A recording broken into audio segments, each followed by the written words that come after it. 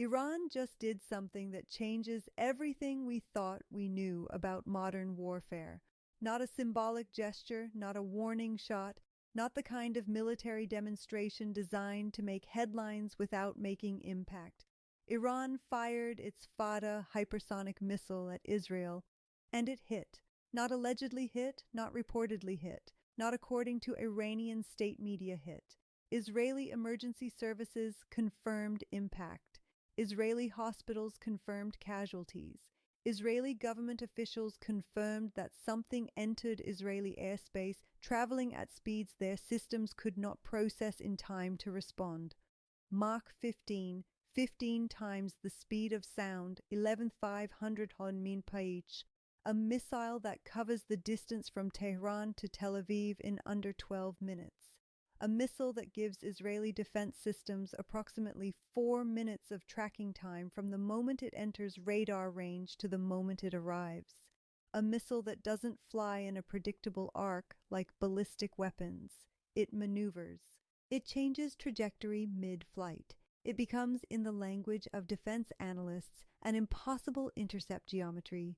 Israel has spent $15 billion over 3 decades building the most sophisticated layered missile defense system on Earth. Iron Dome for short-range threats, David's Sling for medium-range missiles, A2 and A3 for ballistic threats from Iran. 3 layers overlapping coverage redundant systems. The architecture was designed to ensure that nothing gets through. Something just got through. And the Israeli government's response tells you everything you need to know about what that means. Not defiant statements, not claims of successful interception, not the usual confident assertions that the defense system performed as designed. Silence. Then, 6 hours later, a single statement. We are assessing the incident and will provide updates when appropriate.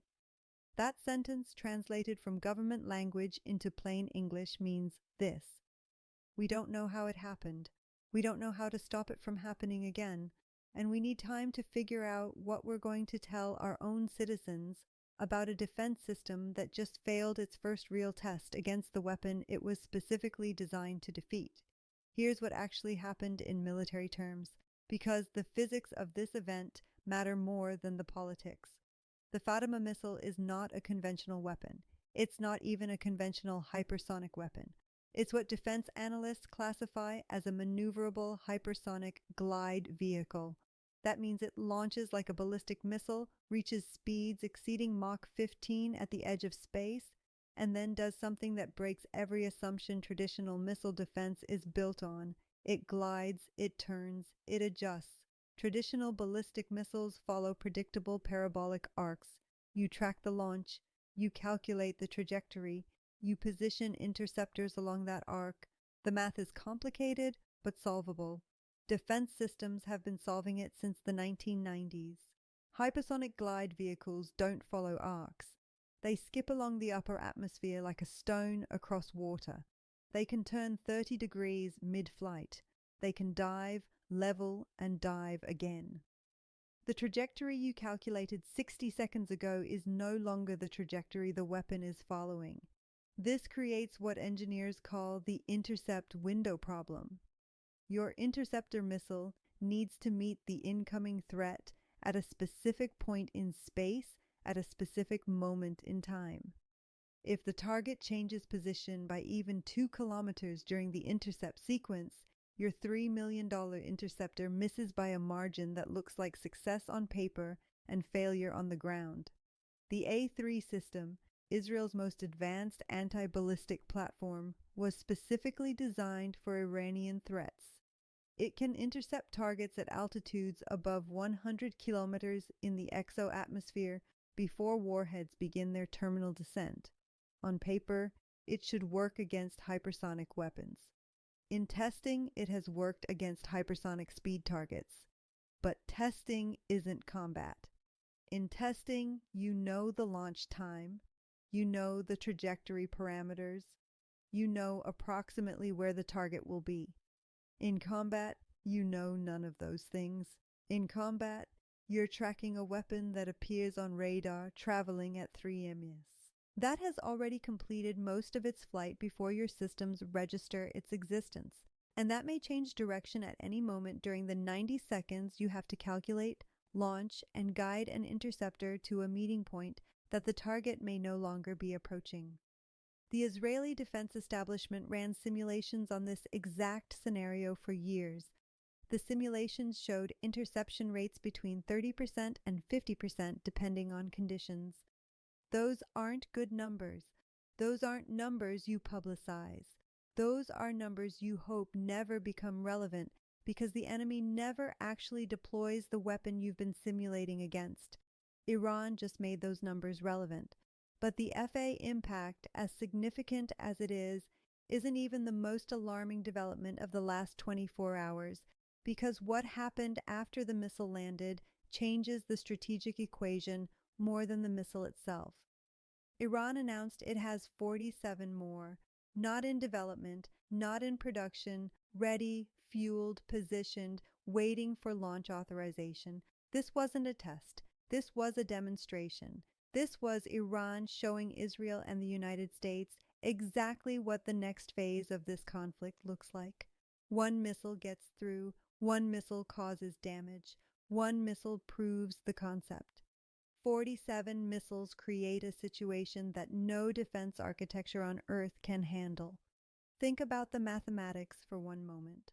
A3 has an estimated interception rate against hypersonic maneuvering targets of approximately 40% under optimal conditions. Israel has approximately 100 A3 interceptors in its active inventory. Replacing them takes months. Each interceptor costs $3 million. Each FATA missile costs approximately $500,000.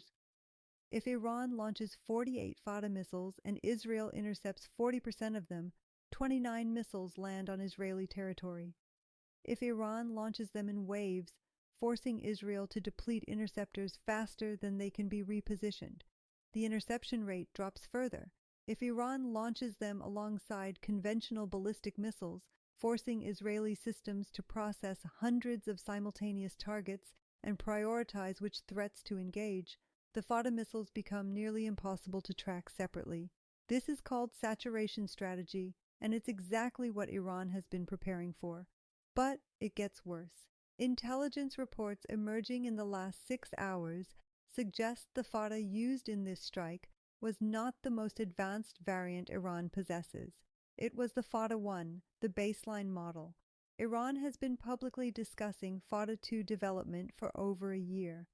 FATA-2, according to Iranian military officials, incorporates improved guidance systems, extended range, and what they describe as terminal evasion capabilities.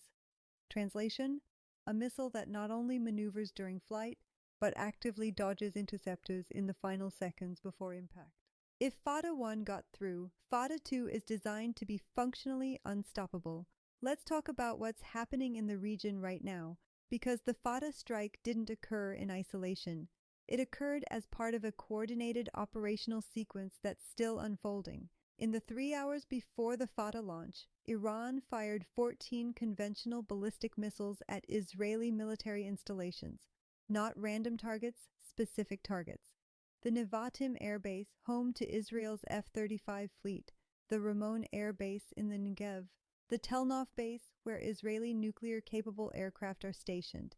Each strike preceded the FATA by exactly 180 seconds. That timing was deliberate. Those 14 missiles were designed to activate every Israeli defense system simultaneously. A2 batteries engaging the high-altitude threats. David's Sling engaging the medium-altitude tracks. Iron Dome batteries repositioning to cover predicted impact zones. Every sensor pointed at the threat coming from the east. And then the FATA came from a different vector, not east to west like the ballistic missiles north to south. A trajectory that placed it behind the sensor coverage, optimized for the conventional strike. A trajectory that gave Israeli radar stations 40% less tracking time than a direct approach would have provided. This is sophisticated multi-domain warfare. This is operational planning that understands exactly how Israeli systems work and exactly how to exploit their limitations. The United States has been watching all of this in real time. CENTCOM assets track the entire engagement from space and airborne platforms, and what they saw has reportedly caused what one Pentagon official described as significant reassessment of American regional defense capabilities. Because here's the uncomfortable truth nobody in Washington wants to state publicly. If the FOD can penetrate Israeli defenses, it can penetrate American defenses. The Patriot system that protects American bases in the Gulf is less capable against hypersonic threats than Arrow 3. The THAAD systems positioned across the region were designed for a different threat profile. American carriers operating in the Arabian Sea are protected by Aegis systems that have never been tested against maneuvering hypersonic glide vehicles in combat conditions. The $13 billion USS Gerald Ford, the most expensive warship ever built, carrying 5,000 American sailors, has exactly zero demonstrated capability to intercept a FATA missile. Zero. The Navy acknowledges this privately. The Pentagon acknowledges this in classified briefings. The technology to reliably intercept maneuvering hypersonic weapons at sea doesn't exist yet. It's in development. It's years away. And Iran has the weapons now. Let's be honest about what this means strategically, because the implications extend far beyond this single strike. For 40 years, American and Israeli military strategy in the Middle East has rested on one foundational assumption. Technological superiority guarantees security. Better weapons, better sensors, better training, better systems. The assumption was that whatever threats emerged, Western technology would stay one step ahead. That assumption just collapsed. Iran developed and deployed a weapon system that the combined technological resources of the United States and Israel cannot reliably counter. Not because they didn't try, not because they weren't warned, not because they lacked funding or expertise or motivation. They tried everything. They spent billions. They ran simulations. They developed countermeasures, and it wasn't enough. The FATA represents something that defense strategists call a paradigm shift. It's not a better version of existing technology. It's a fundamentally different capability that makes previous defensive investments partially obsolete. Every Iron Dome battery Israel deployed still works against Hamas rockets, doesn't work against Fatah. Every AR-3 interceptor Israel purchased still works against conventional ballistic missiles, works unreliably against Fatah. Every Patriot system America positioned in the Gulf still works against cruise missiles and aircraft, theoretically useless against Fatah. $50 billion in combined American and Israeli missile defense investment is not worthless, but it's no longer sufficient. And in strategic terms, insufficient is another word for vulnerable. Here's the part that makes this truly dangerous. When one side in a conflict loses defensive superiority, they face two options: accept increased vulnerability and adjust strategy accordingly, or escalate to offensive operations designed to destroy the threat before it can be used again. Israel has never accepted vulnerability. Israel's entire defense doctrine is built on the principle of decisive offensive action to eliminate threats before they mature. When Iraq's nuclear reactor threatened to produce weapons material, Israel bombed it. When Syria's nuclear facility reached operational status, Israel bombed it. When Iranian nuclear scientists developed expertise, Israel assassinated them. The FATA represents a threat that cannot be eliminated by surgical strikes. The missiles are mobile. The launchers are concealed. The production facilities are distributed across multiple hardened sites. Destroying Iran's hypersonic capability would require not a strike, but a war. And that war would be fought against an enemy that has just demonstrated it can hit Israeli territory with weapons Israel cannot stop. The deterrence equation just flipped, and nobody has figured out what to do about it yet. So let's be clear about where things stand right now. Iran successfully struck Israeli territory with a Mach-15 hypersonic missile that Israeli defense systems failed to intercept. This is confirmed. This is not disputed. This happened. Iran has announced 47 additional FATA missiles ready for immediate deployment. The saturation mathematics make interception of a full salvo functionally impossible with current technology.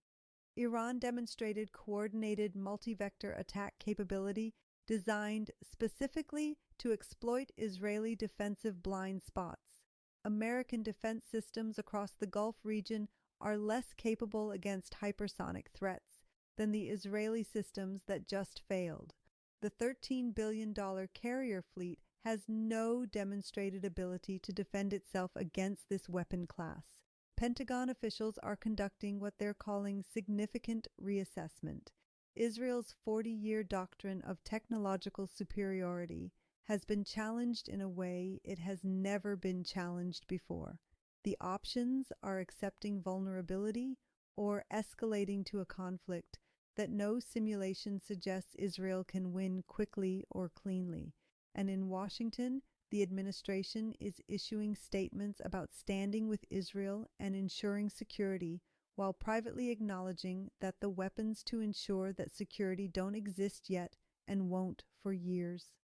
The hypersonic era didn't begin with a test. It began with combat.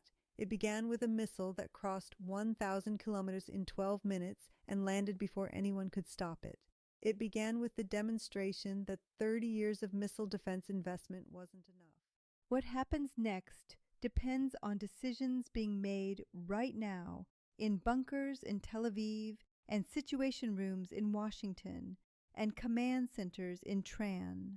Decisions about escalation. Decisions about retaliation. Decisions about whether this was the beginning of a new phase or the warning shot before something worse. One missile proved the concept. 47 missiles are waiting, and the defense systems designed to stop them just proved they can't. The math is simple.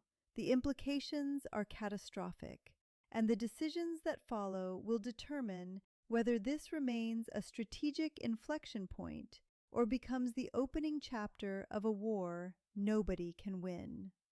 Pay attention. The rules just changed.